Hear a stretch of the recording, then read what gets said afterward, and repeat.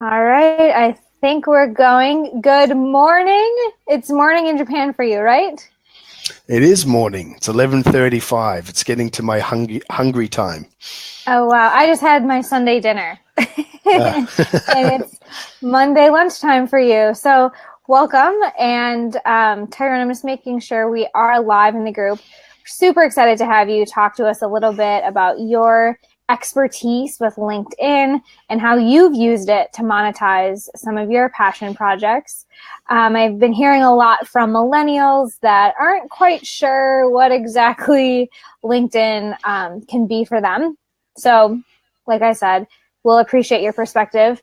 And we for are sure. live now. So, yeah, why don't you go ahead and give us a brief introduction of yourself and how you became a LinkedIn expert guru? Yeah. Oh, guru. Ooh, don't we hate getting called that right now? Everyone says guru. They're like, ah. So, yeah, look, I've been on LinkedIn since April 2004. So, probably for some of your millennials, that's, some of them probably more than half their lives. And when it first came on the scene, I was in my 20s, and I quickly recognized that it was a platform that you could just get in there and could create your own audience, and then you could monetize that audience, and no one could compete with you in the sense. This is before the whole blue ocean strategy of rather than competing in a marketplace where there's all these other sharks eating up everything, you could actually create your own space that no one can replicate, right? Because you're connecting with a certain amount of people, types of people that you want, and you can have privacy settings so no one can see your connections if you really want to go that route. So you're actually creating your own network that no one can replicate, no one that can compete against you, and that you can then take off LinkedIn and put them into your other sales funnels, whether it's, if you use ClickFunnels or if you have any other kind of sales funnel process that you have, you're able to take them off, own them, start your marketing sequences to them, your emailing sequences. You're able to do anything with them once you've connected with them. And that's what's unique about LinkedIn, that it's also it's the place where business people hang out. Now, in America, I'm sure most of your audience are American based. It's a global market, I'm sure, but literally 70% of American business people are on LinkedIn. 70%. And worldwide, 30% of the total world's business people are on LinkedIn. So you've got this pool of people that are all there, that any conversation that you have when you're talking about business, it's a natural conversation because they're there for business or for networking. Whereas Facebook, we're interrupting people all the time with messages. And, I go on Facebook to, look at videos of people hurting themselves, or seeing what my family's doing, or have a look at a cute cat. The last thing I want to see is someone trying to pitch me a business idea, right? It's just like, oh, this is not the place. But LinkedIn is the place. Now, millennials are currently the worst served people on LinkedIn. They are the smallest group of people. There's something like, there's still like 80 million of you. So there's still a lot. But as a percentage of the total platform, it's still quite small. And you've got to think there's 500 million users on LinkedIn now, business users. 500 million. Wow. 500 million, yeah. And it is growing every day. There's more and more growth. And if you are selling as a millennial entrepreneur or business person, and you are selling internet services, marketing services, content strategy services, whatever, you have an advantage because you were born in the digital age. Like, it's always been around you. And, I'm 40 something, 43 or something. And, I saw the internet come in when I was in my 20s, right? And saw it and wow, this is kind of cool. So it's something I've had to learn. It wasn't just around me at all times.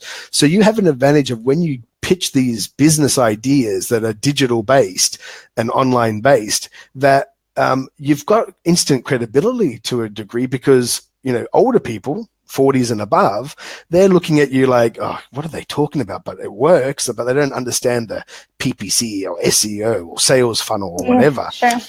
But where you lack in many of the cases is really understanding how to engage, how to find decision makers. Because in the B2B space, right, decisions aren't made by one person. It is very rare that it's one person making a decision to buy something, a program or sell. Normally in an organization, it's around 5 to 6 people are involved in a decision, right? Even if you're a CEO, president of a company, it's really a matrix of people that are making a decision. Now, what LinkedIn allows you to do as one of these cool millennials that have got great ideas is to be able to identify who's going to be in that decision-making process and actually connect with every single one of them, right? And start getting your content in front of them. You're doing updates. And then when you go in for the sell and you it's natural, it's social, you're using your social talents to get in there with the right person. But when they go to their mate in their company and say, oh, I just met, Hannah, she's got these awesome ideas, blah, blah, and they're like, oh, actually, I'm connected with her. Yeah, I see her updates, right? So you can strategize and you can make sure that the people that you can connect with the president, then the head of marketing, the head of sales, the head of communications, or whatever. Mm-hmm. And they're all they don't know that, they haven't paid attention that, they're all connected. But when you have that conversation with them and when they have those internal conversations, I tell you now, there's a high chance that there's going to already be awareness of you if you're doing it well and correctly on LinkedIn, that instead of being neutral, you're going to have already a positive from that very start, because they're like, oh yeah, actually I know that person. Yeah, she shares stuff about this. And like, oh, okay, cool. Right. It just makes a whole different dynamic. Visibility can be huge, can be absolutely.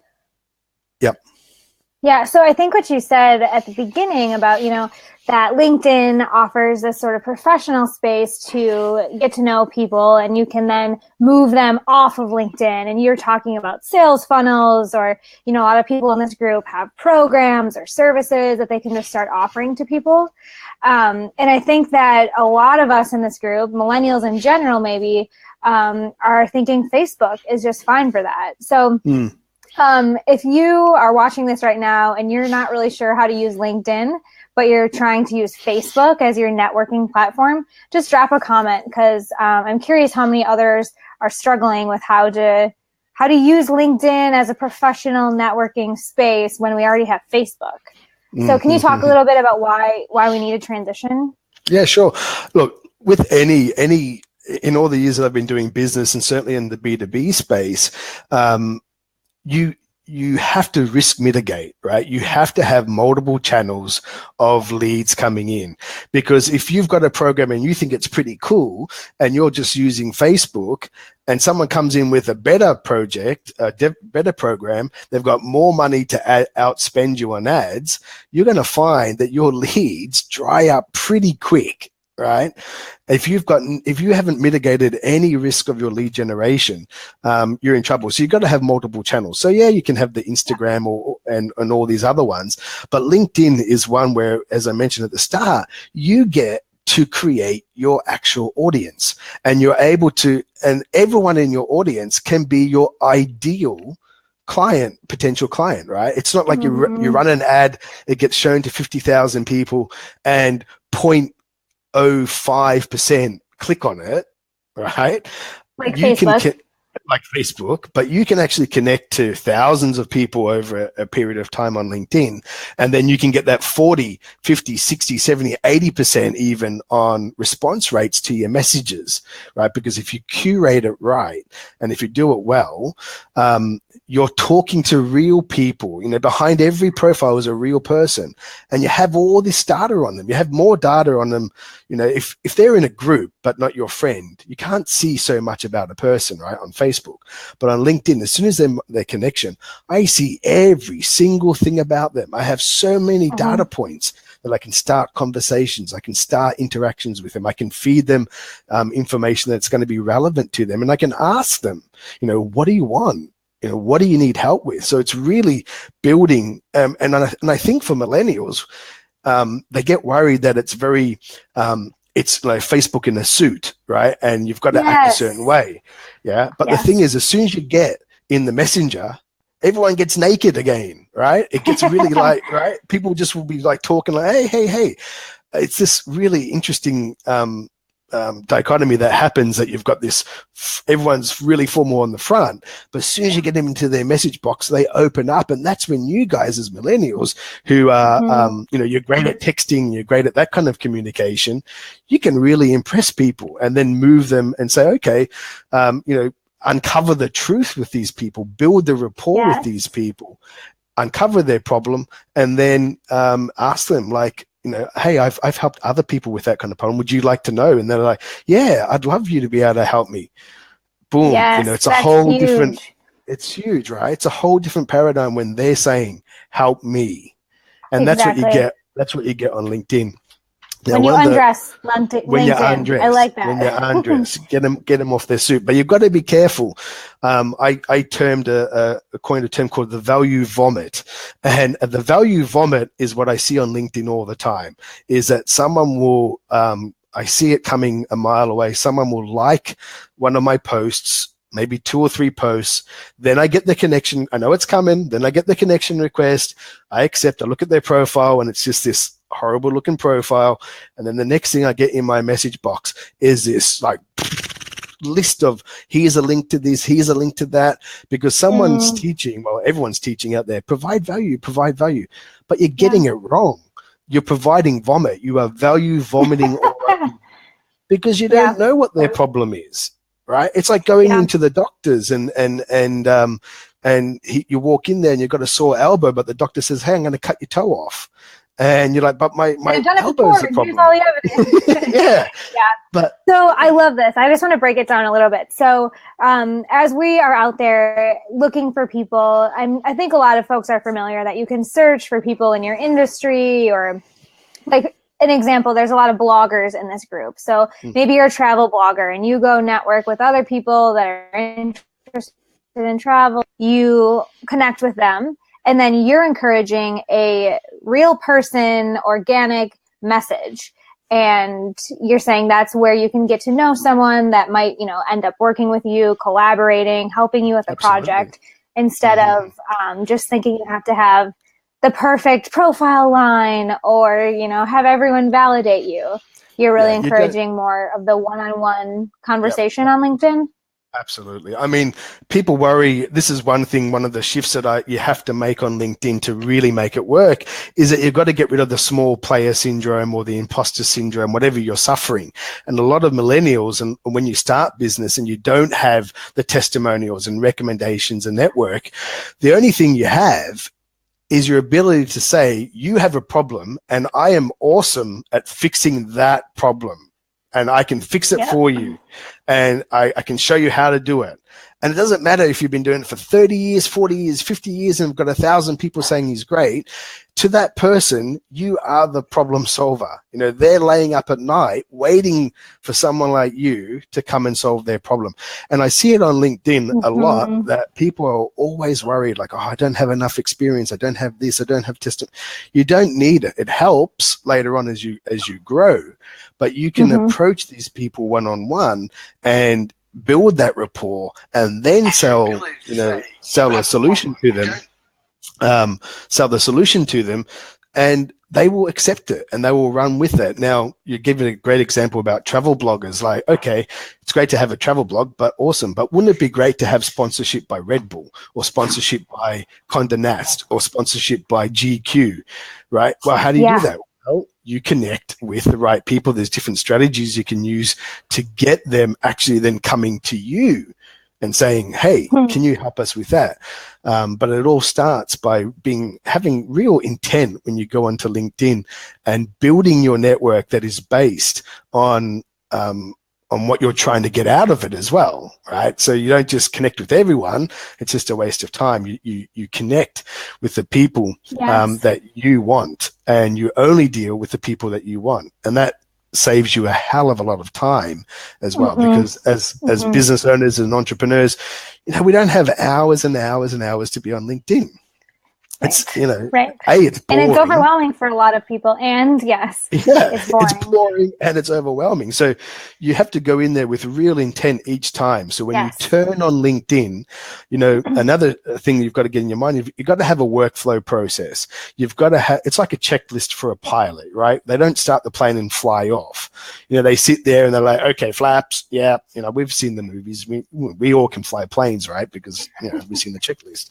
But that's what you've got to have yourself. So when you turn on LinkedIn, you say, okay, today, my mission is to connect with 10 editors of 10 magazines that specialize in travel in Asia. And that's what you do. And you go through, okay, the first thing I have to do is research. Number 2, I then need to craft a contact message. Number 3, I need to have a message that I'm going to follow up with the connection with. Yeah. And you have it all in place. And then literally you just go through your checklist. And that way you can get in and out of LinkedIn real quick. Less than an hour a day, but doing that activity daily, consistently, with intent, you will get non-stop leads. You will get people that you can speak to. So every day you turn on your LinkedIn, you've got messages, you've got requests, and it builds and builds and builds on itself. But if you go in there for one day and then you don't do it for a week, and it's impossible. And that's why people say, well, LinkedIn's boring and I can't get results and it doesn't work. Well, of course. Anything is like that if you're not consistent. But that's the thing, people get turned off because they're not consistent, and then they get, they say, well, this sucks. And it seems overwhelming.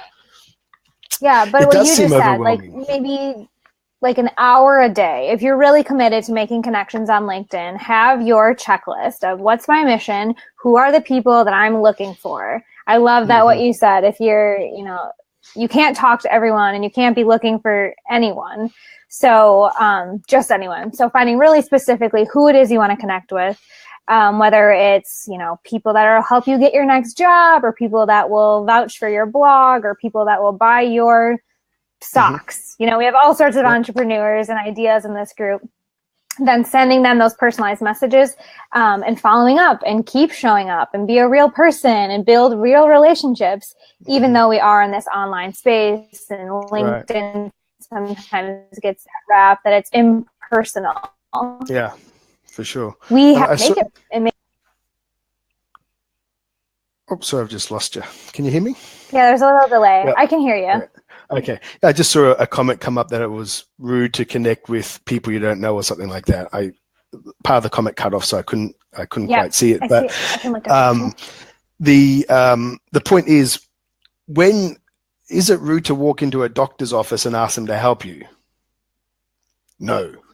Right, it's not rude to do that. Now, this is the same on LinkedIn. If you construct an optimized profile, a profile that shows you as an expert in your space, and as an authority in your space, which you can do quite quickly. It doesn't involve years and years of, as I said, experience. You can craft a message and change. And this is another major shift you need to do.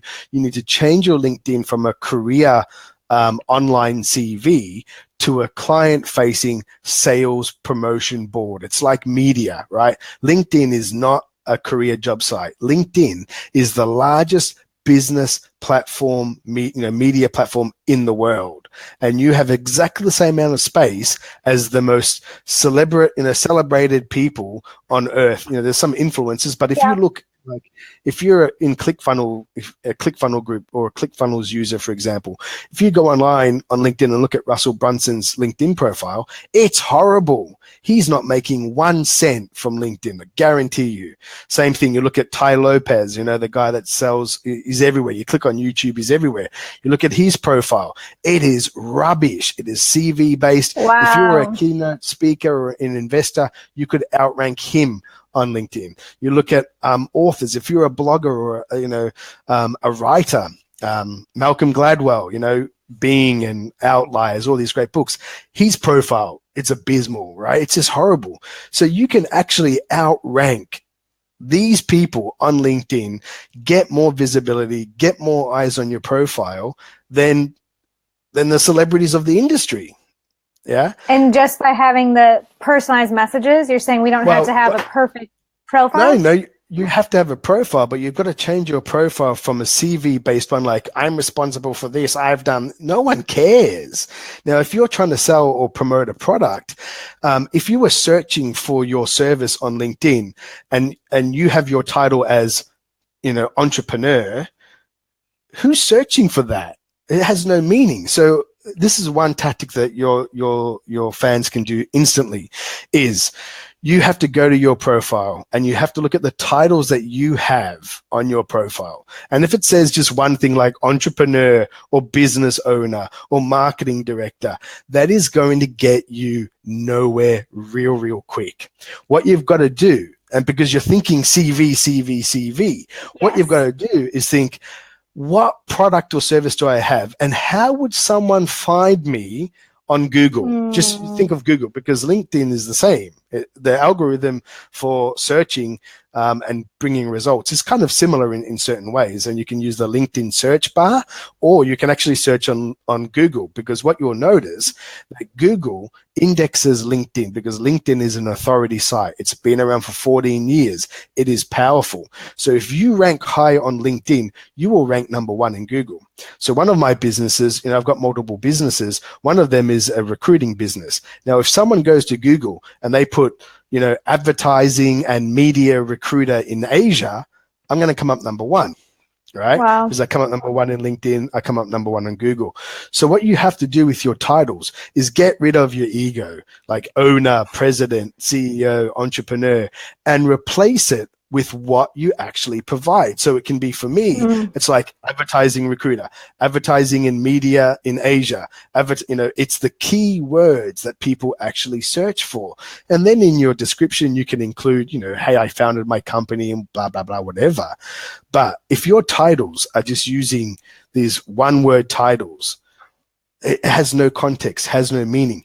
You actually have 30 character spaces, I think, or even more, maybe 100 character spaces available for you on the title section of your LinkedIn. So the best way is to think about 5 keywords. Phrases. 5 keywords or phrases that people would use to find you, and then think of another 3 or 4 that are lesser known, right? Some people have variations on how they would find you. And then, you can look at Google keywords to help you, or you can just go and Google it and see what comes up, or LinkedIn, and get those keywords that are based on what you provide, what you do, and craft them and weave them into your title. Right? Because the title is what's indexed by Google. Now, the beautiful thing about it, you have all these experience sections, right? Where you worked before. Now, who made the rules of LinkedIn? We don't know, but we follow this kind of like rule. And it's like, why are we following? We don't even know who made them. No one's enforcing them. Maybe some old 60-year-old that says, this is not appropriate for LinkedIn. Who cares? Like, take that to the bank, mate. But you can go back through your profile and you just edit your titles out. Like, if you're a social media person, I would have in my title, social media expert, maybe, I don't know, what are some other keywords for social media? It could be, digital content or content creation, whatever those keywords. Online marketing. And then I would go back in my previous job. If I was working for the man and I had a previous job, even if I went on Facebook when I was at work, that's enough for me to say I was doing online social media. So I would change my title there as well to the same keywords. Now, if you have every job where you have these same keywords titled, and they're relevant, of course, when someone searches, you will notice that you start to get ranked higher and higher and higher on LinkedIn, to eventually you'll be the top spot. When someone searches for what you offer on LinkedIn in their network, you're going to come up number one just by changing your titling. Yeah. And then that can affect Google. You can get, I'm ranked for Google for like top advertising media recruiter in Asia, advertising recruiter in Japan, advertising media recruiter in APAC. These are all, I'm number one in Google. I've never spent a dime on it. And you look where the URL is, it links back to LinkedIn. Now, I don't own LinkedIn, so I can't do pay-per-click to get that. It just naturally happens when you are active on LinkedIn and you are using the platform right. it's magical. So you are blowing my mind. I see people commenting that I totally have a CV. I copy and pasted my resume in college to create my right, LinkedIn. If anyone else did that, please comment, because I'm pretty sure I was taught to do that in college. Yeah, and don't do it. Yeah, don't do that. Show what services you provide, what problems you solve, and use key phrases instead of titles on your profile. And Absolutely. You'll be showing up in all sorts of search engines and starting to be recognized as, the social media expert or whatever you type yourself as. Yeah, and you really can, out compete, the big boys. So if you're new to your industry and you're kind of worried about it, like, oh, I don't want to see, it doesn't matter. Just get in there, because I tell you what, some of the big names, they're using it wrong and they're not making any money off it. And it's crazy, because it's, for me, for 151 straight months, it's been a five-figure revenue maker, 151 months. Okay. So you can be on it and generate money. And I don't understand why, like, people like Ty Lopez and stuff, I mean, they make a lot of money, but damn, there's millions that are sitting there for them and they just haven't done anything with it. It's crazy. You've got this, because they're thinking as well, wow, it's very formal and I've got to be like this and no. You millennials are awesome in the sense that, the old rules, you're thinking, stuff that, I don't want to follow them anymore. So do the same on LinkedIn. Get in there and use it the way that you want to use it, and use it as a tool to promote yourself. Now, there's a balance though. You have to be really careful that you don't go too salesy, right? Because this is still Selling Made Social. You can see my shirt, Selling Made Social. Oh, this is still this is still Selling Made Social, right? That it has to be done naturally. Now, the communication online, and this applies for Facebook, this applies for LinkedIn.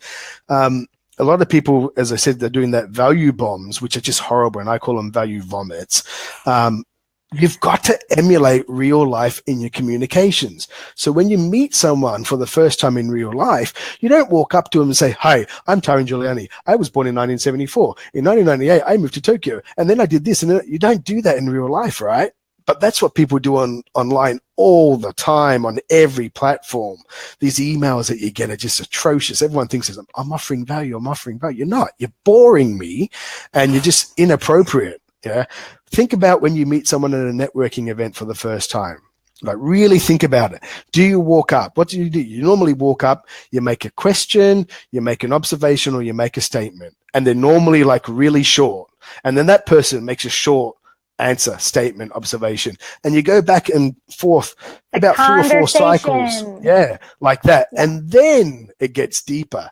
People are just missing all that rapport building and going straight to, like, here's a solution, here's an offer, buy this, and it's just so wrong. So whether it's LinkedIn, Facebook, wherever you're doing that messaging and connection with a contact, emulate real life, and right down to the very, parts of the communication, like really, really, people are like, okay, I'm emulating real life. And then some of my students send me a note, like, I'm going to send this as a connection. Like, that's not emulating real life. Again, you're value vomiting all over me, like 4 sentences about this and that. It's not. It's short, sharp, snappy. It's getting people to engage with you, and then naturally weaving in a solution to a problem that you uncover with them. And LinkedIn allows you to do that day in, day out, nonstop, and for free as well, right? You don't have to pay any advertising money. You can do these strategies for free that are just executed, and you can automate a lot of it as well, but not with the horrible bots that we see now that are starting, with actual proper, well-crafted messaging that looks natural, that then you take over very quickly rather than leaving it to a robot to do, or a chat bot. But yeah, look, it's been an awesome. So many more tools. Yes. But I think what you're talking about that we can start implementing today, this week, is carving out some time, like you mentioned, to go in with your mission and intentionally connect like a real person. This group hears that all the time. You know, be real, go get to know other people, use your communication skills, even in online spaces. Offer some value, but don't vomit. No value vomits. And change. No, yeah, I totally agree. I get that too. Like all these hyperlinks. And sometimes I think like, if I met you in person, like, would this be on your business card, or is this like, let me throw everything? Like, yeah. They've got like these brochures and like, here you go, like pick them up. Yeah. You're like, oh, thanks, guys. Thanks for that. Yeah, exactly. Right. Okay. So make those real connections. They will get deeper if they're meant to be. And people could also find you more easily if you're changing the face of your profile, moving away from what we don't like about LinkedIn, that like resume stuffy BS, and showing more of like the value and the key phrases that you're an expert or well-versed in. Yeah. And to start, before you get in there and start, stomping around in LinkedIn, really go to your profile and make those changes. Because if you're sending out a message to the market and to the people you connect with, and it's not congruent with your actual profile, people are going to look like you're selling social marketing services and you are a nurse. It just doesn't make sense. So you've got to make sure that they're aligned. And when you put your information on LinkedIn itself in the summaries and in the profiles, the best thing I've found is to structure it in a way that allows the reader to be guided through your profile, just like a sales funnel, right? Where you make the use of subheadings and and symbols, so people are like, okay, they can decide what they read or not. But if you just have a chunk of paragraphs like boom, boom, you're like, oh, I don't want to read that. Right. But if you've got little headings, just by changing that to guiding a viewer of your profile has a dramatic impact on people actually taking action with you, connecting with you, and responding to messages. So, you can, if you want an example of a profile, go to Google, put advertising and media recruiter in Asia. You can even put top advertising and media recruiter in Asia, and I'll come up number one, Tyron Giuliani, or click to LinkedIn, go there. You'll see how I structured it. And I don't use LinkedIn like other people. I've got call to actions in there. You'll be able to see that, because it's not just about putting all your experiences. You get to craft. You can make the LinkedIn platform, the profile, any way you want. In fact, you don't have to make it this CV. You can craft segments in there which are call to actions, right? Awesome. You can have booking phone sessions. You could have, hey, download this. You can have a lot of passive stuff on there that's not CV related, but it's like a landing page. Basically, you can recreate your landing page, your business landing page inside LinkedIn. That's what you can do. Well, I'm going right to your profile after this, and I would encourage everyone else to go, check out Tyron's profile.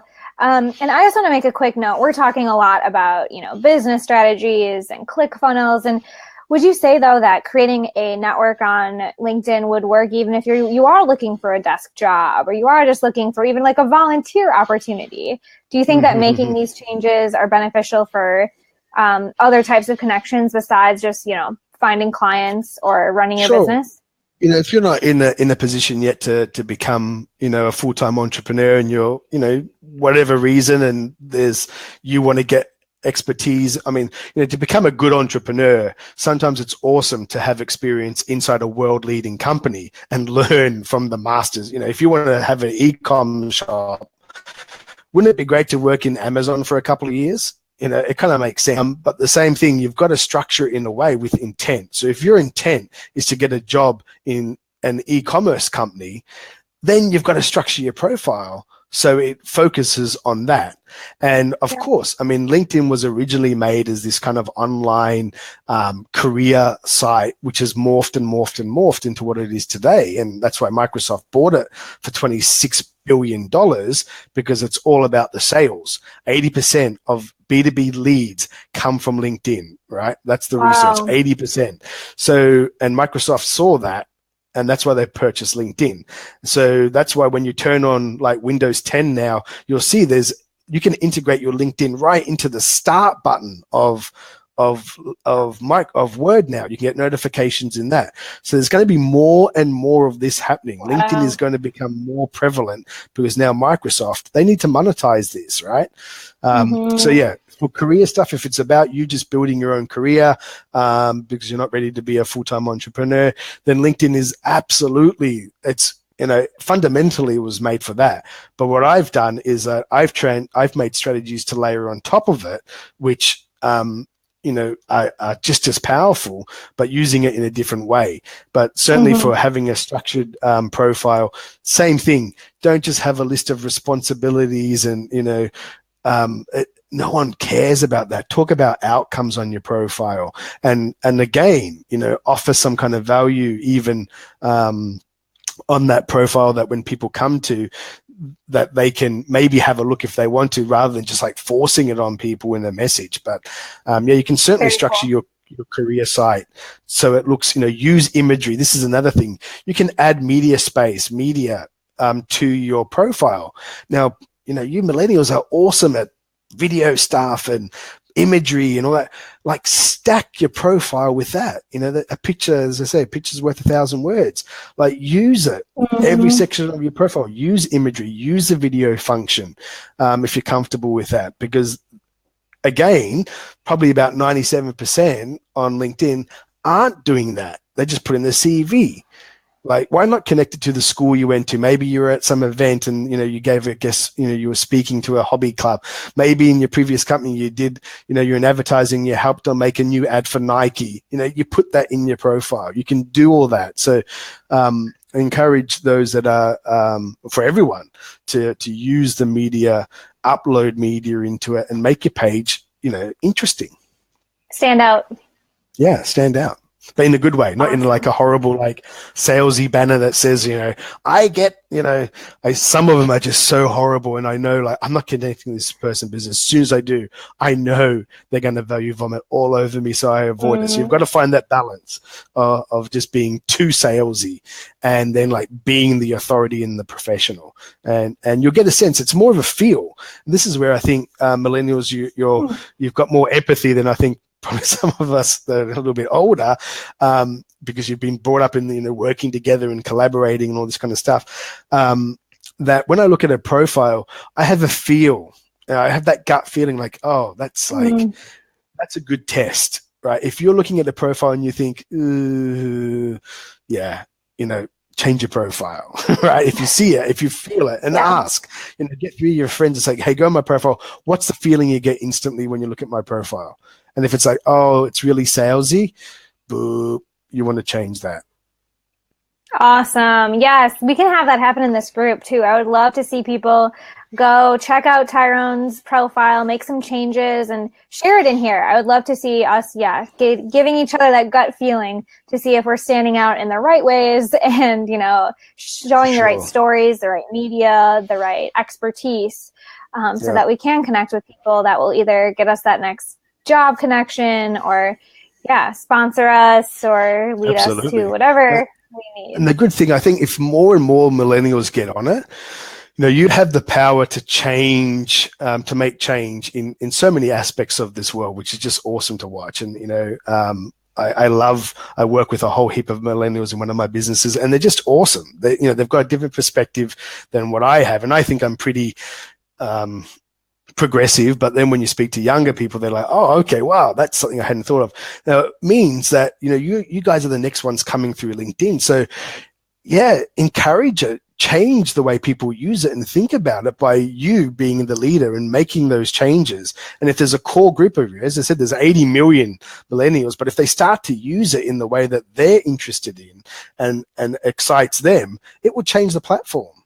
So, get in there and start using it the way you want to use it. Don't follow the rules. Who knows who made them, and who cares if some old bloke is telling you, like, I didn't want to see that on LinkedIn. Like, well, don't watch it. Disconnect. Boom, you're gone. Don't worry about it. There's always going to be haters. So you get to create. You've got to see it as this is free media space. Like, this is online media space that is on a site that is it's a heavy authority site, right? LinkedIn, when you type someone's name, usually the first link will actually go to LinkedIn in most cases, unless you got like a real common name, right? That's because LinkedIn is so well established now.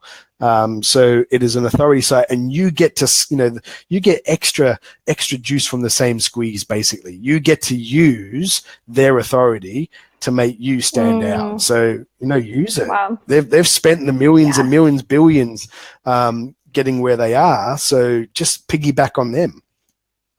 I think that's going to resonate with a lot of people in this group, how much power we have to use it how we want. And we're not really rule followers here from what I've seen. We're looking to change our status quo, do things a little bit differently, and it can apply to LinkedIn. So I love all of the tangible steps you've given us. So many things that we can start working today to improve our presence on LinkedIn. And if people have questions or want to hear more from you, it's, you've got 14 years of experience. How can the group connect with you again? Yeah, so to find me on LinkedIn is pretty easy. As I said, I mean, you can do my name, but it's Tyron Giuliani, which Giuliani is, it's Giuliani. But you can search exactly like I said. Just search, advertising and media recruiter in Asia. Will be coming up number one. Or I do have on Facebook where I show and instruct and provide tips on LinkedIn. It's LinkedIn sales funnels for entrepreneurs. So if you want to open up LinkedIn as another tool for yourself, feel free to come into the group LinkedIn for LinkedIn sales funnels for entrepreneurs. And happy to have you there if you want to learn. Awesome. You cut out for a second there, but we'll make sure we have a link to your group. Cool.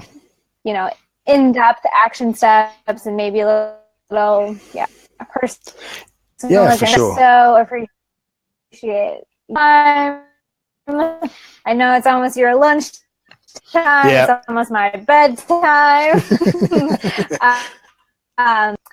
Really appreciate your expertise and everything you shared with us today.